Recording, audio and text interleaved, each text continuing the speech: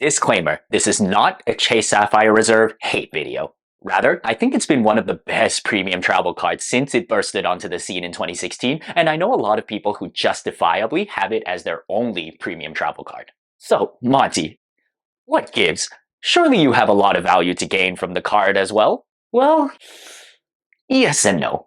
Given the other cards that I've chosen to include in my setup, as well as the specific ways that my wife and I tend to make our travel redemptions, I'm just not able to consistently offset the $550 annual fee. In this video, I thought I'd share how I dissect the value proposition of the Chase Sapphire Reserve as it pertains to my situation. Because I think that even if your situation is different, we might be able to see eye to eye in terms of how we evaluate the value from the Chase Sapphire Reserve. Also, I've always been a math dude. Numbers and equations and stuff are like really fun.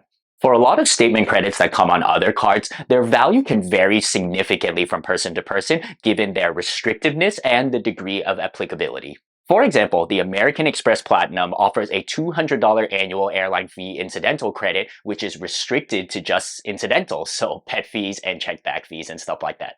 There is an unofficial way to trigger the credit by topping up your United Travel Bank account, but that's not going to apply for people who don't fly United. The $300 travel credit on the Sapphire Reserve is advertised on Chase's website as the most flexible travel credit available, and frankly, there's no arguing against this. Of course, you have the flights, hotels, and car rentals. But if you don't travel by air, you have trains, buses, and taxis. And if instead you get around everywhere in your own car, parking also triggers the credit. Essentially, as long as you get on some motor vehicle that goes places, you'll be able to use the $300 travel credit. Love this credit, and we can easily knock off $300 from the annual fee.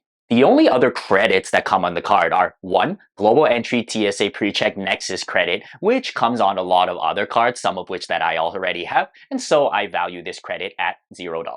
And 2. $5 monthly DoorDash restaurant credit, 2 $10 monthly non-restaurant credits, and complimentary Dash Pass access when you activate by 12/31/2027. These DoorDash benefits may not align with how you normally spend, and also since the credits come in pretty small amounts each month, they may easily compel you to still spend quite a decent amount out of pocket. I can see myself using the $5 monthly restaurant credit. Let's just say I get $50 of value each year. There is one more credit on this card that I think we can concretely quantify, that being the ability to transfer your Chase Ultimate Reward points to airline and hotel partners. Transfer partners are my preferred method for redeeming Chase points since they often offer more value for your points compared to other methods. Note that the $95 Chase Sapphire Preferred and the Inc. Business Preferred also offer access to transfer partners. I'm currently holding the Inc. Preferred mainly to maintain access to the transfer partners, and frankly, if I were to eventually get the Sapphire Reserve, I would downgrade or cancel my Inc. Preferred to shed the $95 annual fee. Thus, I think it's fair for me to value the transfer partner access at the annual fee of the Sapphire Preferred and Inc. Preferred, $95. Here's the paradigm as currently stands. $550 less the $300 travel credit, less $50 DoorDash restaurant credits, less $95 transfer partner access, making for a $105 effective annual fee that I can consistently realize. Not too far from the break-even point, and there are still a ton of other benefits on the Sapphire Reserve. From this point, how much you value each benefit can be very different from me, though I think we'll see eye to eye a lot in the thought process. I will be highlighting some of my other cards as reasons for why I don't have the Sapphire Reserve, and while detailed comparisons between these other cards and the Sapphire Reserve is out of scope for this video, you can take it for granted that I prefer my combination of other cards compared to the Sapphire Reserve. With that out of the way, let's look first at the multipliers. 5x points on flights booked through the Chase Travel Portal, 10x on hotels and car rentals through the portal, 3x on dining, 3x on general travel, and 10x on Chase Dining, 1x on everything else. I get the Travel Portal multipliers matched on the Capital One Venture X, and while I do prefer earning Chase points compared to Capital One miles, I'm not going to pay anything just for the Chase set of multipliers if I already have the same set of multipliers from Capital One. I also get a higher 4x on dining from my Amex Gold card and the same 3x on general travel from my Inc. Preferred. And sure, the 10x on Chase Dining would be a strong and unique addition to my setup, though I don't anticipate using it very much at all, even if I had it.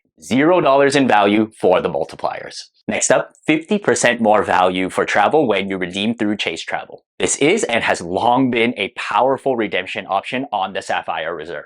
It's also a unique one across the entire credit card landscape, only matched by the US Bank Altitude Reserve, which isn't even open to new applicants right now. Getting this 50% boost on the travel portal is essentially getting locked in rate on your points at a solid rate of 1.5 cents per point, which typically doesn't beat out redemptions through transfer partners when you're redeeming first or business class flights or even Hyatt hotels, but can certainly beat out redemptions for economy flights as well as non-Hyatt hotels. Using this 50% boost also involves a lot less legwork compared to using transfer partners, and on flights, you'd also still earn frequent flyer miles through the 50% boost, whereas if you transfer to an airline and made a redemption, you won't earn those frequent flyer miles. The travel portal is also great for booking boutique hotels outside of the big chains, where transfer partners isn't even an option. So, Monty, surely you can get good value from the 50% boost? Well, I would get value, but probably not a ton. I'm all about redeeming premium class flights and Hyatt hotels, and I focus on earning Chase points and other transferable currencies for these purposes. For economy flights, I generally prefer to pay in cash and earn 5x Amex points through my American Express Platinum card.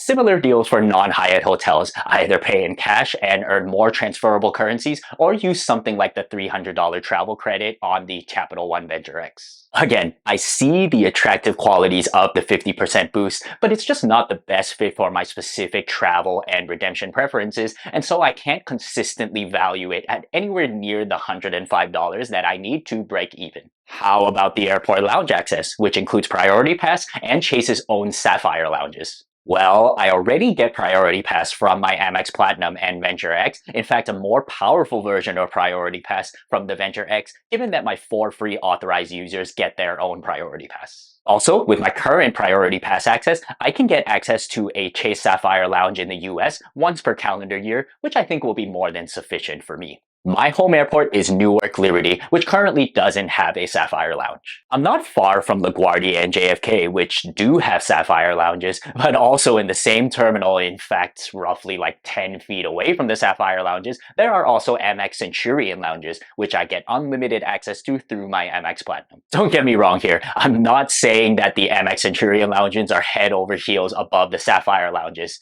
Quite the opposite, in fact, from my experience. Sapphire lounges are really nice. However, I just can't consistently assign value to the Sapphire lounges, given that at my most frequented airports, there either isn't one or there's a comparable-ish lounge in the same terminal. We've hit the big ticket benefits on the Sapphire Reserve, and so we can more quick fire through the rest of them. The Edit, a curated collection of inspired stays with card member benefits including daily breakfast for 2, a $100 property credit, room upgrades upon availability, and more. Doubt that I would take advantage of these bookings too much. Also, there are comparable programs offered on the Premier Collection via the Capital One Venture X, as well as fine hotel and resorts through the Amex Platinum. 10x on Peloton purchases. Powerlifting and swimming are my exercises of choices, so won't be using this one at all. Visa Infinite benefits covered by the Venture X. Travel, purchase, and return protections, more or less covered by the Venture X and Amex Platinum, though note some differences in the coverage limits between the 3 cards